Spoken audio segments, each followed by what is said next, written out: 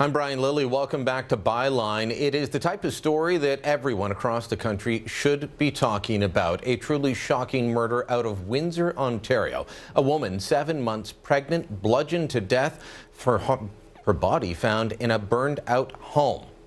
Both the mother and baby dead. Christina Alemo is with Campaign Life Coalition, joins me now from Toronto. Christina, I am shocked that this story isn't getting more coverage than it is across the country, and one of the reasons that I think it may not is that it raises uncomfortable questions that your organization has campaigned on before of whether a child at that age of gestation should be considered a separate murder charge.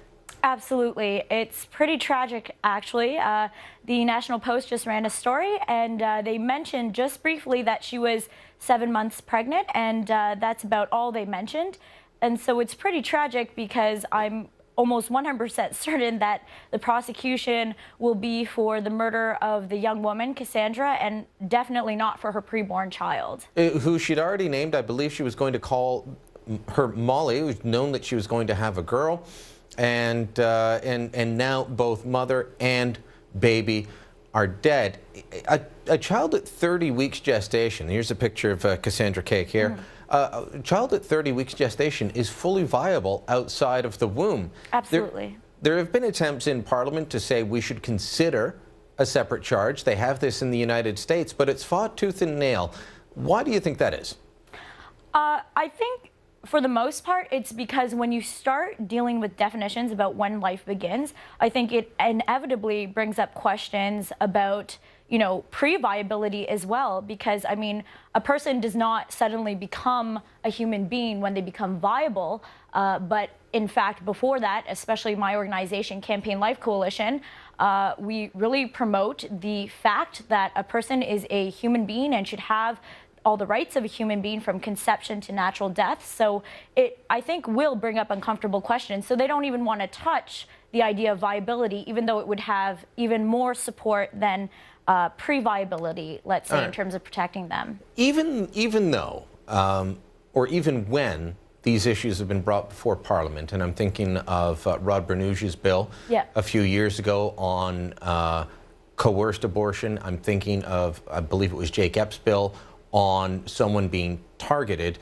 because they're pregnant and being murdered, and the child dying as well. Both of those bills said, you know, to deal with all the people saying, well, you can't take choice away, you can't take choice, pro-choice, they said, when it has been the mother's choice to keep the child and you kill the mother and the child, then you're going to face a charge. Yeah. Even with those types of safeguards, the so-called pro-choice side doesn't want to talk about it. And they say, no, we can't allow this. It is a slippery slope. Are they afraid of any argument that might say there's some dignity to the baby? I think absolutely. I mean, it's a slippery slope because once you open the door to, I mean, science, I mean, forget about anything else. When you open the door to when human life begins, of course it's a slippery slope because they're going to find out pretty quickly that science says that life begins at conception, and therefore any preborn child from conception to birth is deserving of all the rights of a born person. So of course it's a slippery slope. All right, and we were talking earlier about viability. Even viability becomes that slippery slope because every year it seems that doctors find new ways to bring that threshold lower. Absolutely, especially with technology the way it was. It's now at 21 weeks about for viability, and I anticipate it being pushed back even further and further as they develop things such as artificial wombs and better ICU units for preborn children or basically neonatal care, and I just anticipate it gets better and better, and so there is really no excuse for denying personhood or rights to these individuals. Now I want to give a shout out to LifeSite News because they did a story on this. That's what alerted to me. I'd missed this elsewhere. Do you think that more Canadians need to hear the story of Cassandra Kaake? I think they do, and I think this is an opportunity to reach people in the middle, people who are not necessarily, let's say, pro-life from conception to birth, but to harness the vote and the sentiments of those people who would say, you know what, at viability, at least, these preborn children should be considered human beings under the law and protected. And I think that will open up a larger conversation about when life begins that simply is not being opened in Canada. Christina, thanks so much.